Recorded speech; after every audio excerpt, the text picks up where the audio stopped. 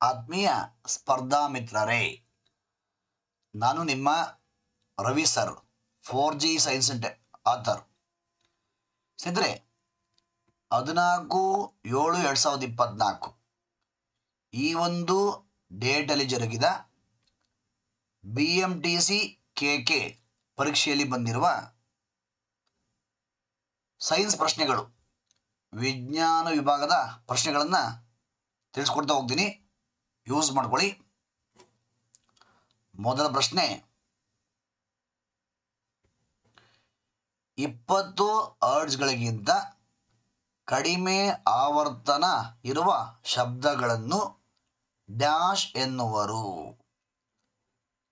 ಸರಿಯಾದ ಉತ್ತರ ಏನು? Option 1, ಅವಧ್ವನಿಗಳು. 4G science and technology, page number 87 ಗಮನಿಸಿ. ಪರಿಶುದ್ಧ 6ನೇ ಮುದ್ರಣ. ಮೊನ್ನೆ ಅಷ್ಟೇ, ಅಂದರೆ ಏಪ್ರಿಲಲ್ಲಿ, ಮೇ ಮಂತಲ್ಲಿ ಈ ಒಂದು ಪುಸ್ತಕ ಕಂಪ್ಲೀಟ್ ಅಪ್ಡೇಟ್ ಆಗಿ ಬಂದಿದೆ. ಈ ಒಂದು ಪೇಜ್ ನಂಬರು 6ನೇ ಮುದ್ರಣಕ್ಕೆ ಮ್ಯಾಚ್ ಆಗುತ್ತೆ. ತಗೊಂಡು ಚೆಕ್ ಮಾಡ್ಕೋಬಹುದು. ಗಮನಿಸಿ ನೋಡಿ, ಇದು ಬುಕ್ಕು. ಶಬ್ದದ ವಿಧಗಳಂದಾಗ ಅವಧ್ವನಿ ನೋಡಿ, 20 ಹರ್ಟ್ಜ್ಗಿಂತ ಕಡಿಮೆ ಇದ್ದರೆ, ಶಬ್ದದ ಆವೃತ್ತಿಯು 20 ಹರ್ಟ್ಜ್ಗಿಂತ ಕಡಿಮೆ ಇದ್ದರೆ ಎಂಥ ಶಬ್ದ ಅಂತೀವಿ? ಅವಧ್ವನಿ ಅಂತೀವಿ. ಅವಧ್ವನಿ. ವಸ್ತುವಿನ ಕಂಪನದ ಆವೃತ್ತಿ 20 ಹರ್ಟ್ಜ್ಗಳಿಗಿಂತ ಕಡಿಮೆ ಇದ್ದಾಗ ಆ ಒಂದು ಧ್ವನಿಗೆ ಏನಂತಾರೆ? ಅವಧ್ವನಿ ಅಂತಾರೆ. ಓಕೆ, ನೆಕ್ಸ್ಟ್ ಪ್ರಶ್ನೆ, ಸೌರಕೋಶಗಳಲ್ಲಿ ಬಳಸುವ ಧಾತು. ಸರಿಯಾದ ಉತ್ತರ silicon. 4G science and technology, page number 309. ಗಮನಿಸಿ, ನೇರವಾಗಿದೆ.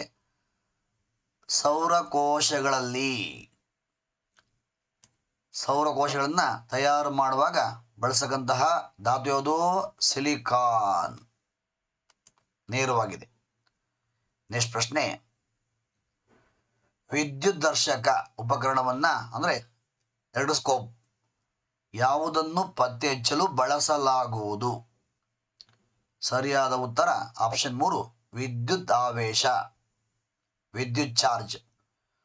4G science and technology, page number 2. ಗಮನಿಸಿ ನೋಡಿ, ಎರಡೋಸ್ಕೋಪ್, ಎಲೆಕ್ಟ್ರೋಸ್ಕೋಪ್, ಇದನ್ನು ಬಳಸುವುದು ವಿದ್ಯುತ್ ಚಾರ್ಜ್ ಅಂದ್ರೆ ಏನು? ಆವೇಶ ಅಂತ. ವಿದ್ಯುತ್ ಚಾರ್ಜ್ ಅನ್ನ ಅಳೆಯಲು. ನೇರವಾಗಿದೆ. ನೆಕ್ಸ್ಟ್ ಪ್ರಶ್ನೆ, ವಿಟಮಿನ್ B12 ನಲ್ಲಿರುವ ಲೋಹವು ಡ್ಯಾಶ್. ಸರಿಯಾದ ಉತ್ತರ cobalt. 4G science and technology, page number 368 ನೋಡಿ. ಹೊಸ ಎಡಿಷನ್, 6ನೇ ಮುದ್ರಣ. ವಿಟಮಿನ್ B12 ಕೋಬಾಲ್ಟ್ ಎಂಬ ಧಾತು ಹೊಂದಿದೆ. ಓಕೆ ನೋಡಿ, ಇಲ್ಲೂ ಇದೆ. B12 ನಲ್ಲಿ ಕಂಡುಬರುವ ಧಾತುಗಳಂದಾಗ B12 ಅಂದಾಗ ಯಾವುದು? ಕೋಬಾಲ್ಟ್. ನೆಕ್ಸ್ಟ್ ಪ್ರಶ್ನೆ, ಈ ಕೆಳಗಂಡ ನಾರುಗಳ ಜೋಡಿಗಳಲ್ಲಿ ಯಾವ ಜೋಡಿಯು ನೈಸರ್ಗಿಕ ನಾರುಗಳಲ್ಲ, ಅಂದ್ರೆ ಸಂಶ್ಲೇಷಿತ ಕೃತಕ ಅಂತ?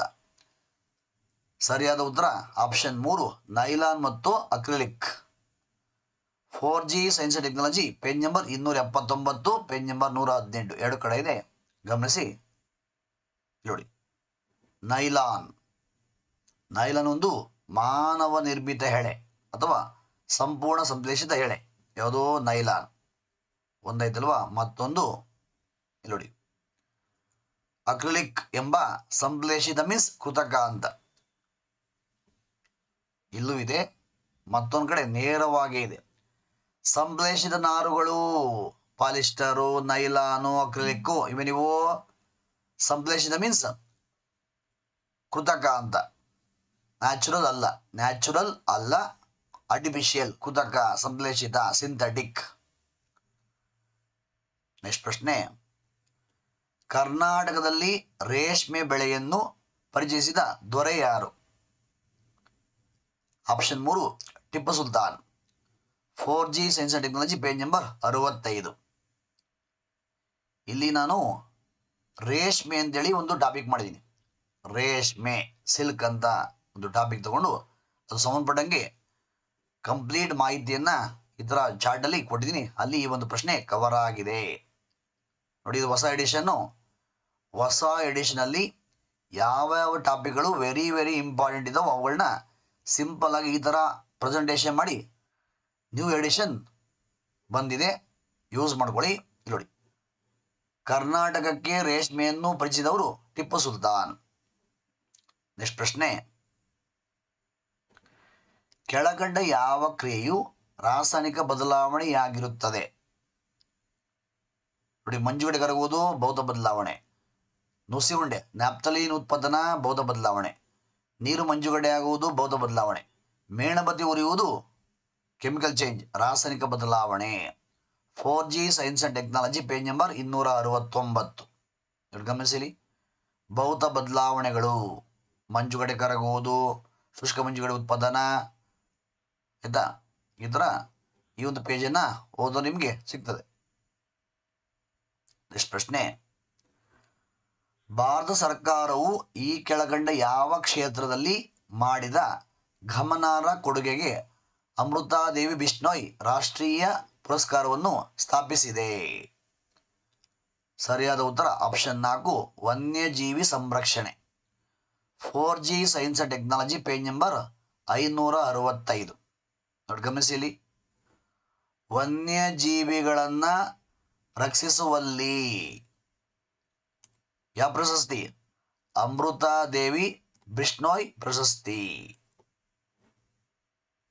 ನೆಕ್ಸ್ಟ್ ಪ್ರಶ್ನೆ, ಮೆದುಳಿನ ಯಾವ ಭಾಗವು ನಮ್ಮ ದೇಹದ ಸ್ನಾಯುವಿನ ಚಟುವಟಿಕೆಗಳ ಸಮತೋಲನ, ಬ್ಯಾಲೆನ್ಸ್, ಬಾಡಿ ಬ್ಯಾಲೆನ್ಸ್ ಮತ್ತು ಸಮನ್ವಯ, ಕೋಆರ್ಡಿನೇಷನ್ ನಿಯಂತ್ರಿಸುತ್ತದೆ?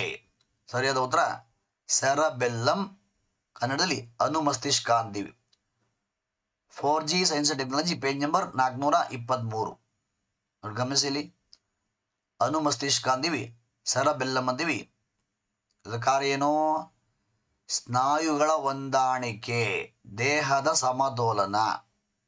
ನೋಡಿ, ಮತ್ತೊಂದು ಕಡೆ ಇದೆ, ದೇಹದ ನಿಲುವು ಮತ್ತು ಸಂದುಗಳನ್ನು ನೆರವಾಗುವ ಮಿದುಳು ಭಾಗ ಯಾವುದು? ಅನುಮಸ್ತಿಷ್ಕ ಅಥವಾ ಸೆರಬೆಲ್ಲಂ. ಕನ್ನಡದಲ್ಲಿ ಅನುಮಸ್ತಿಷ್ಕ ಅಂತಾರೆ, ಇಂಗ್ಲಿಷಲ್ಲಿ ಸೆರಬೆಲ್ಲಂ ಅಂತೀವಿ. ದೇಹದ ಸಮತೋಲನ, ಸ್ನಾಯುಗಳ ಹೊಂದಾಣಿಕೆ ಅಥವಾ ಸಮನ್ವಯ ಕಂಟ್ರೋಲ್ ಮಾಡುವ ಭಾಗ ಯಾವುದು? ಸೆರಬೆಲ್ಲಂ, ಅನುಮಸ್ತಿಷ್ಕ. ನೆಕ್ಸ್ಟ್ ಪ್ರಶ್ನೆ, ಈ ಕೆಳಗಿನ ಯಾವ ಸಿದ್ಧಾಂತವನ್ನು ಚಾರ್ಲ್ಸ್ ಡಾರ್ವಿನ್ ಮಂಡಿಸಿಲ್ಲ? ಸರಿಯಾದ ಉತ್ತರ ಬಳಕೆ ಹಾಗೂ ನಿರ್ಬಳಕೆ ಸಿದ್ಧಾಂತ. ಇದು ಲೆಮಾರ್ಕ್ ಥಿಯರಿ. ಉಳಿದ 3 ಡಾರ್ವಿನ್ ಸಿದ್ಧಾಂತ. ನೋಡಿ, ಗಮನಿಸಿ, page number 4G science and technology page number 547, 548. ನೋಡಿ, 547 ಲೆಮಾರ್ಕ್ನ ಸಿದ್ಧಾಂತ, ಅಂಗಗಳ ಬಳಕೆ ಮತ್ತು ನಿರ್ಬಳಕೆ. ಇದು ಲೆಮಾರ್ಕ್ ಥಿಯರಿ. ಈ ಪಾಯಿಂಟು ಸಂಬಂಧಪಟ್ಟಿರೋದು ಯಾರಿಗೆ? ಲೆಮಾರ್ಕಿಗೆ. ಇನ್ನು ಉಳಿದ 3 ನೋಡಿ, ಡಾರ್ವಿನನ ಸಿದ್ಧಾಂತ. ಯಾವ್ಯಾವ ಪಾಯಿಂಟ್ಸು? ಅತಿ ಸಂತಾನ ಸಾಮರ್ಥ್ಯ, ಉಳಿವಿಗಾಗಿ ಹೋರಾಟ, ಹರ್ರಜೀವಿಯ ಉಳಿವು, ನಿಸರ್ಗದ ಆಯ್ಕೆ. ಈ ಒಂದು 4 ಏನು ಇವು? ಈ 4 ಡಾರ್ವಿನ್ ಸಿದ್ಧಾಂತ ಪ್ರಮುಖ ಅಂಶಗಳು. ಅಂಗಗಳ ಬಳಕೆ ಮತ್ತು ನಿರ್ಬಳಕೆ, ಇದು ಯಾರ ಸಿದ್ಧಾಂತ? ಲೆಮಾರ್ಕ್ನ ಸಿದ್ಧಾಂತ. ನೆಕ್ಸ್ಟ್ ಪ್ರಶ್ನೆ, ಈ ಕೆಳಗಿನವುಗಳಲ್ಲಿ ಯಾವುದು ಭಾರತ ಮೊದಲ ಜೀವಗೋಳ ಮೀಸಲು ಪ್ರದೇಶವಾಗಿದೆ? ಆಪ್ಷನ್ 2 ಸರಿಯಾದ ಉತ್ತರ ನೀಲಗಿರಿ ಬಯೋಸ್ಫಿಯರ್ ರಿಸರ್ವ್. ಆಪ್ಷನ್ 2 ಸರಿಯಾದ ಉತ್ತರ 4G science and technology page number 563. ನೋಡಿ ಗಮನಿಸಿ. ನೀಲಗಿರಿ ಜೀವಗೋಳ ಮೀಸಲು 86ರಲ್ಲಿ ಸ್ಥಾಪನೆಯಾದ ಮೊದಲ ಜೀವಗೋಳ ಮೀಸಲು. ನೇರವಾಗಿ ಇದೆ. ಇನ್ನು ಯಾವ ಕಿರಣಗಳನ್ನು ಪತ್ತೆ ಹಚ್ಚಲು ಥರ್ಮೋಫೈಲ್ಗಳನ್ನು ಬಳಸುತ್ತಾರೆ? ಆನ್ಸರ್ ಅವಗೆಂಪು ಕಿರಣ, ಅತಿಗೆಂಪು ಕಿರಣ, IRS. 4G science and technology page number 139. ನೋಡಿ ಗಮನಿಸಿ 139. ವಿಕಿರಣ ಶಾಖವನ್ನು ಕಂಡುಹಿಡಿಯಲು ಯಾವ ಸಾಧನ ಬಳಸುತ್ತಾರೆ? ಥರ್ಮೋಫೈಲ್. ಇದನ್ನು ಎಲ್ಲಿ ಯೂಸ್ ಮಾಡ್ತೀವಿ? ಥರ್ಮೋಫೈಲ್ ಬಳಸುವುದು ಅವಗೆಂಪು ಕಿರಣಗಳನ್ನು ಪತ್ತೆ ಹಚ್ಚಲು. ಅವಗೆಂಪು ಅಂತೀವಿ, ಅತಿಗೆಂಪು ಅಂತೀವಿ, ರಕ್ತಾತೀತ ಅಂತೀವಿ, IRS ಅಂತಾರೆ. ನೆಕ್ಸ್ಟ್ ಪ್ರಶ್ನೆ, ಈ ಕೆಳಗಿನ ಯಾವ ರಾಜ್ಯದಲ್ಲಿ ಚಿಪ್ಕೋ ಚಳವಳಿ ನಡೆಯಿತು? ರಾಜ್ಯ ಅಂತ ಕೇಳವ್ರೆ, ಹಾಗಾಗಿ ಉತ್ತರ ಪ್ರದೇಶ ರಾಜ್ಯ ಅಂದಾಗ. ಸ್ಥಳ ಅಂದಾಗ ಉತ್ತರಾಖಂಡ ಆಗುತ್ತೆ. 4G science and technology page number 23. ಇಲ್ಲಿ ಸ್ಥಳ ಇದೆ. ಚಿಪ್ಕೋ ಚಳವಳಿ ಸ್ಥಳ ಇಲ್ಲಿ ಉತ್ತರಾಖಂಡದ ಚಮೋಲಿ ಮತ್ತು ಗರ್ವಾಲ್ ಜಿಲ್ಲೆಗಳು. ಯಾವ ರಾಜ್ಯ ಅಂದಾಗ ಅದು ಉತ್ತರ ಪ್ರದೇಶ ಆಗುತ್ತೆ ಫಸ್ಟ್. ಇನ್ನು ಭಾರತದ ವಿವಿಧ ರಾಜ್ಯಗಳಲ್ಲಿ ನೀರಿನ ಕೊಯ್ಲು ವಿಧಾನಗಳಿಗೆ ಇರುವ ಹೆಸರುಗಳು. ಖಾದೀನ್ ಕೆರೆ ನಾದೀಸ್ ಎಲ್ಲಿ? ರಾಜಸ್ಥಾನ್. ಬಂದಾರ್ಗಳು ತಾಲ್ಗಳು ಮಹಾರಾಷ್ಟ್ರ. ಬುಲಂದೀಸ್ ಮಧ್ಯಪ್ರದೇಶ್ ಉತ್ತರ ಪ್ರದೇಶ್. ಪೈನ್ಗಳು ಅಹರ್ಗಳು ಬಿಹಾರ. ಕುಲ್ಸ್ ಕೊಳಗಳು ಹಿಮಾಚಲ ಪ್ರದೇಶ. ಕೊಳ ಜಮ್ಮು. ಏರಿಗಳು ಅಥವಾ ಕೆರೆಗಳು ತಮಿಳುನಾಡು. ಬಾವಿಗಳು ದೆಹಲಿ. ಸುರಂಗ ಕೇರಳ. ಕಟ್ಟೆ ಕರ್ನಾಟಕ. ಅಂದರೆ ಪ್ರತಿ ಎಕ್ಸಾಮ್ ಆದಾಗ ಅತಿ ಹೆಚ್ಚು ಪ್ರಶ್ನೆ ಬಂದಿರುವ ಪುಸ್ತಕ 4G ಸೈನ್ಸ್ ಅಂಡ್ ಟೆಕ್ನಾಲಜಿ. ನಿಮಗೆಲ್ಲ ಪ್ರತಿ ಎಕ್ಸಾಮ್ ಆದಾಗಲೂ ಪೇಜ್ ನಂಬರ್ ಸಮೇತ ಪ್ರೂಫನ್ನು ಕೊಡ್ತಾ ಬಂದಿದ್ದೀನಿ. ಇವೆಲ್ಲ ಸಾಕಷ್ಟು ಎಕ್ಸಾಮ್ಗಳಲ್ಲಿ ಪ್ರಶ್ನೆ ಬಂದಿರೋದನ್ನು ನೋಡಿರ್ತೀರಿ.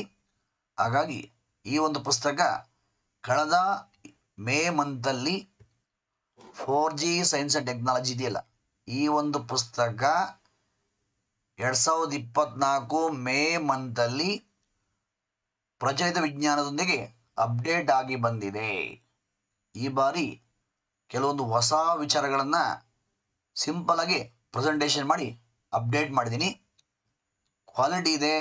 NCERT ಆಧಾರಿತ, ಎಕ್ಸ್ಕ್ಲೂಸಿವ್ NCERT ಆಧಾರಿತ ಪ್ರಶ್ನೆಗಳು. ಎಲ್ಲದಕ್ಕಿಂತ ಹೆಚ್ಚಾಗಿ ಪ್ರತಿ ಎಕ್ಸಾಮ್ ಆದಾಗ ಅತಿ ಹೆಚ್ಚು ಪ್ರಶ್ನೆಗಳು ಬಂದಿದ್ದಾವೆ. ನೀವೆಲ್ಲ ನೋಡಿದ್ದೀರಿ. ತಗೊಂಡು ಯೂಸ್ ಮಾಡ್ಕೊಳ್ಳಿ ಮುಂದೆ ಇರ್ತಕ್ಕಂತಹ ಎಕ್ಸಾಮ್ಸ್ಗೆ. ಓಕೆ, ಧನ್ಯವಾದಗಳು.